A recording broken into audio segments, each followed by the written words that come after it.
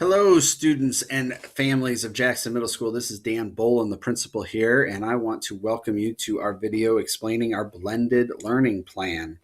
We want to talk you through a lot of information here, try to do it as quickly as we can, and I'm going to just jump right in.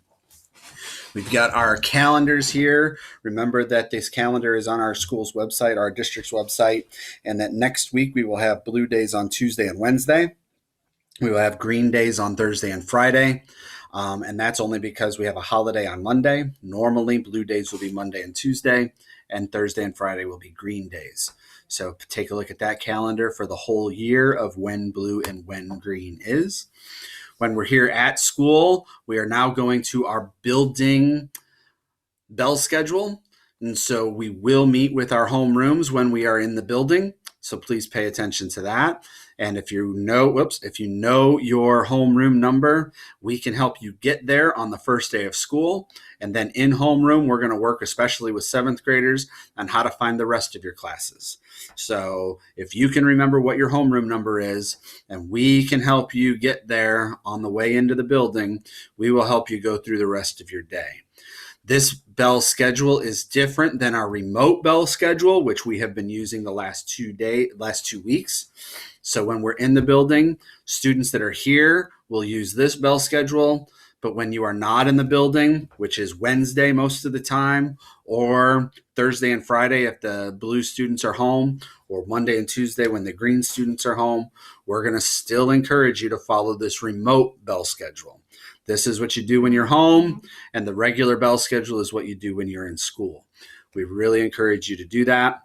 And on Wednesdays, during these class periods, teachers will still be able to meet with you on Google Meets, either as a whole class or in small groups or in interventions, and teachers will communicate with you what that expectation is each week.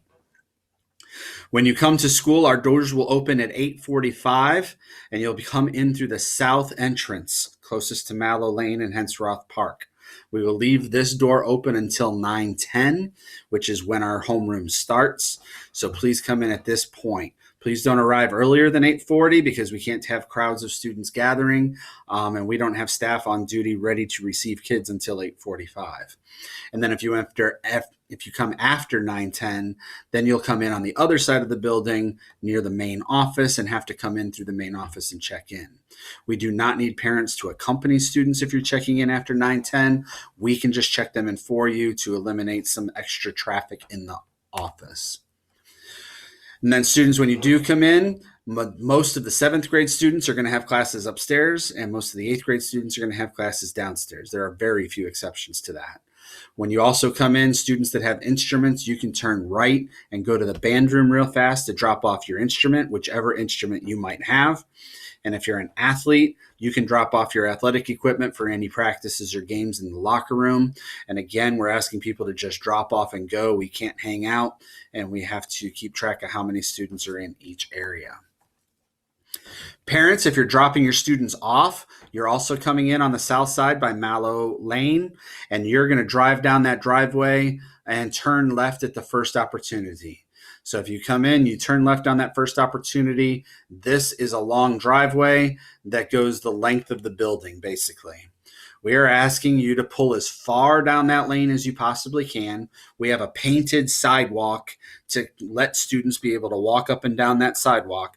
So if you pull just left of that and still allow students to be able to walk on that, you can go all the way down to the end. We often get a backup right by this sidewalk right here, and that delays traffic all the way back to the street.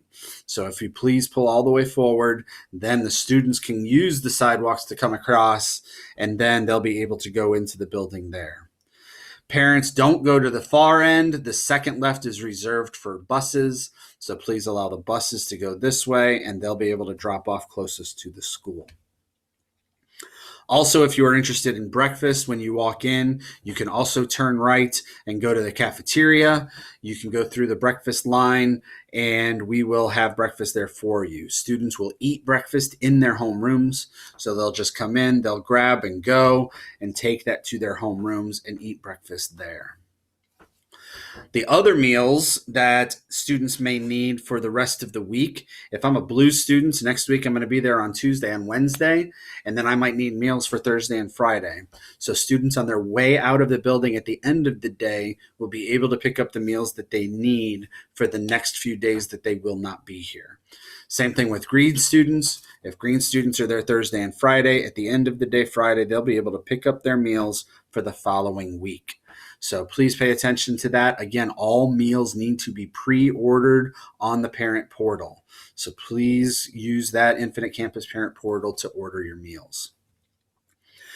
Our building is built with just 2 long hallways, one upstairs, one downstairs. So we're really trying to make sure that we maximize that 2-way hallway traffic pattern where students are staying to the right. Usually what screws this up is lockers. It causes a lot of congestion. We have lockers on one side of the hallway. So to eliminate that congestion, we are not using our lockers this school year. To help accommodate that, we are allowing students to bring backpacks and bring them from class to class. That's something we've never done before either. So lockers will not be distributed, will be used this year, and we're asking students, much like they're probably used to when they were in intermediate school, the phrase second tile, single file, it's kind of the same idea. We're not maybe as strict as they were in intermediate school, but that is the idea. Stay to the right, move down the line, get to where you need to be. We're not stopping to congregate and hang out with our friends. Unfortunately, when we're in the hallways, we have to get to where we need to get to. So please make sure that you're following that pattern. Also, look for signs like this that tell you directions in which way we go. Our main stairwell, we have divided into 2 areas where on our right side of the stairwell, you're going up, and on our left side of the stairwell, you're coming down. So look for these directional signs to tell you which way to go on our stairwells. When you walk into a classroom, you're going to see hand sanitizer. We want to train all of our students to sanitize their hands on their way into a classroom and on the way out of a classroom. So please look for that. It'll either be a bottle like this, or there might be a black station that's already posted on the wall. Look for that. We also have paper towels and disinfectant spray for any student or teacher that may want to wipe down their work area. You're able to do that. You're going to have this available for every student in every classroom, should a student or a teacher need to use that. Classrooms are being set up where green and blue students might be have desks right next to each other, but they'll never be sitting next to each other because they're not there on the same day. So 2 desks that are sitting next to each other might be a blue desk and a green desk, and then separated from that will be another blue desk, green desk, and we'll kind of go from there. We separate our students the best that we can to try to maintain that 6-foot distancing as best we can in each of our classrooms. So teachers will be assigning those seats. Students will need to sit in their assigned seats, and we'll continue to stay separated in our classes like that. Students can receive passes to go to the restroom from their teachers. We are only allowing 4 students in the restroom at a time. Because we have to limit it to 4 at a time, we're not letting students use the restroom in our passing periods from class to class. We can't have groups of 10, 20, 30 students in the restroom. So we are not allowing the students in there then. We will have adults out in front of the restroom monitoring people going in and out, and then students will be able to get passes from their teacher after about 10 minutes into this period, because we need time for our custodian to go through and do a quick sanitation after every passing period. So when we do have you go to the restroom, you will see these social distancing dots, and it's not just at the restroom, it's in our clinic, it's in our library, it's in our media center, and so whenever you see dots like this, we want to make sure that we're keeping students distanced, and so pay attention to these types of markings on the floor. So hopefully that will help when we're in the restroom, when we're in the media center, when we're in line in the cafeteria, things like that. We will be taking attendance while students are in school on their normal face-to-face days, like we always have been throughout the student school career. So if you know your student's going to be absent for whatever reason, we ask you to call our attendance line, which is right here at 614-801-8884. Please call, leave a message as to who your student is and why they're going to be absent, and we will be able to mark that in Infinite Campus. If you do not call and your student is absent, we will make phone calls to make sure that everybody knows that the student is absent and to verify that reason. So we will only call blue students on blue days. We will only call green students on green days, but absent calls will go out on the days that a student is supposed to be at school and they are not here and we haven't heard why. So pay attention for those phone calls. And then the other 3 days of the week when they are remote and working from home, the attendance will work like it has been the last 2 weeks, where the student will go into Infinite Campus and check that they're here and that they are engaging, and then attendance will be based on the participation between the student and the class in that assignment, and going to attendance of the Google Meets and things like that. So please pay attention to that for attendance.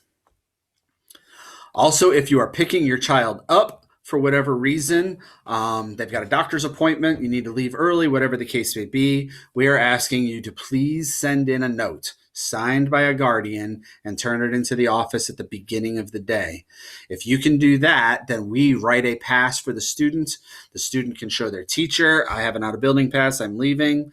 They can show our secretaries here in the main office, I have an out-of-building pass, I'm leaving. And if they see your car parked out front, then we just let them leave and go out. You do not have to come in to pick them up. That is the easiest way for us to get that done. So if you can send that note in and have it signed, that's the best case scenario for letting a student out early. There are obviously unexpected times when you have to pick up a student. We understand that. If you do that, please remember to bring your ID and come into the main office. We will check who you are. We will call the student down. We will likely, once we've confirmed who you are, invite you to go back out to your car, and then we will send the student out to you once we've sent them down.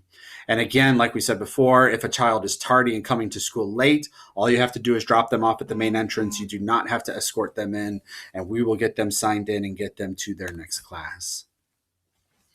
As we talked about in our open house, we will have 2 clinic areas. The well clinic is kind of like the normal day-to-day clinic, where if you have meds that you need to take every day, if you need ice or Band-Aids, the well clinic is there to help you. It's right across the hall from where our normal clinic is. And then our normal clinic is what we're calling our care room, where students that are showing signs of symptoms of illness, they will be able to be cared for there. So in that room, we've got cots, we've got a bathroom, we can help students in there a little bit more comfortably. And so anytime we get a student in there, we will likely be calling the parent and asking the parent to come pick them up as soon as possible. We're really hoping that every student can get picked up within a half an hour. So please pay attention to that. This also leads to the email that I sent yesterday. We will be sending a screener home. We sent that screener home yesterday of what the 4 questions we'll be asking everybody is every day. We're really asking parents to partner with us and go through those 4 questions each day and make a decision as to whether you should send a student to school or not based on those 4 questions. If you're able to do that and you keep students home when they need to stay home, then when we do that screener in homeroom, because we have to do it every day, it'll just be almost a formality. We will check off what we need to check off, and we'll be able to move about our day. But if a student answers in a way in which they've had symptoms or had contact or didn't get their temperature taken, we will need to pull them out and either send them home or get a temperature taken and pull them out of homeroom. So the most of that can happen at home, the easier that's going to be for everybody. When we get to the lunch time of day, we're asking students to come into the cafeteria and immediately sit down. They do not need to get in line for lunch. We're asking them to sit down at a table. We're going to have them look for dots on each seat. Each seat has either a blue dot or a green dot, depending upon which group they're in. And that will also socially distance students in the cafeteria. So please make sure that you come in, you take a seat. Students can sit wherever they want. However, once they've sat down, we're going to call that their assigned seat. We need to keep students in the same seats each day because we need to be able to contact trace should there ever be a breakout of any sort. So we need to know who's sitting next to who and for how long and different things like that. So please encourage your students to just come in, find a seat, take a seat, and then we will write down where they're sitting. And then we will give them instructions on how to go through the lunch line, what that process looks like. So the next page here, I've got pictures of what the lunch line looks like. Each line, we have two lines, one at the end by the stage, one at the far end of the cafeteria closer to the gym, where there's a one-way hallway coming in. There's a door that you go in. You look for this sign so you know which way you're going. And it's got socially distanced circles on the floor. And you get to the end of the lunch line, and then you work with the cooks getting your food. They build your tray for you, and you come down to the end where you can pay for your food and go from there. The lunch cooks have barcodes for each student. Normally, students have to punch in a code number. We don't have to do that this year to avoid the touchpad. So cooks will have a barcode for each student. We'll also be able to give a barcode to each student that they can either have in their agenda book or maybe even take a picture of on their phone so that that can be scanned quickly each day. But the cooks will always have that barcode as well. While students are eating in the cafeteria and drinking in the cafeteria and sitting at their table, they do not have to have their masks on. So they can do what they need to do, eat, drink, relax, and go from there. As soon as they stand up, they have to have their mask on. So if they're going to stand up to throw their food away, throw their tray away, whatever the case may be, once they get up and move, they have to have their masks on. So please help us with that. And then we also, in middle school, don't normally have recess in grades 7 through 12, but we do like to give kids an opportunity to take a break outside the last 10 minutes of lunch, as long as the weather allows.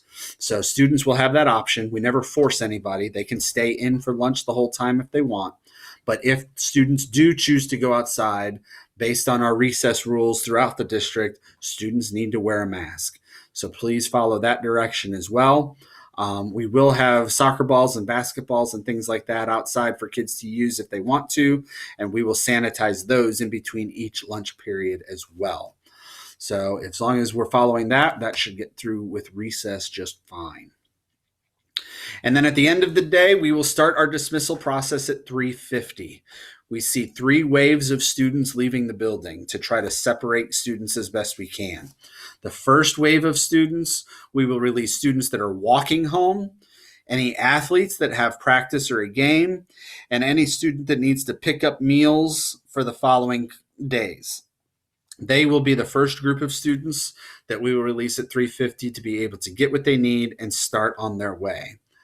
After that, and after the halls are pretty clear, the second wave of students will be students that are getting picked up by their parent in a car. We are asking parents to park in the south lot closest to Mallow Lane. There is a parking lot back there. So when you come in the same lane that you came in to drop off, we'll actually block off the rest of that lane so you can't go down and park there, because what happens is that we have a long line of cars that get parked and block into the row towards Mallow Lane, and that blocks traffic. So we ask you to come into the parking lot and actually park. A student will come to your parked car, and then once they're in there, then you can leave at that point.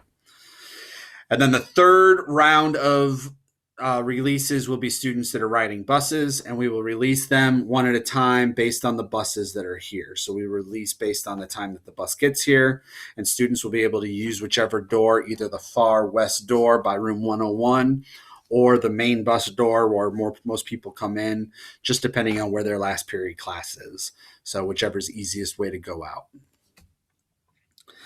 So that's about most of it. The big points that we want to make with everybody is that we do need to really pay attention to wearing masks, sanitizing, socially distancing ourselves, and washing our hands. We are excited that we have this opportunity to get students back in the building, and we want to keep it that way. And we're hoping we can even get students back in the building every day. So the more we pay attention to wearing masks and social distancing and washing and sanitizing, the better that opportunity is. So please help us be partners in making sure that those things are happening so we can be at school as long as we possibly can. Our goal is to have a great year. I've been proud of the staff's work to get remote learning going as well as it has the last 2 weeks.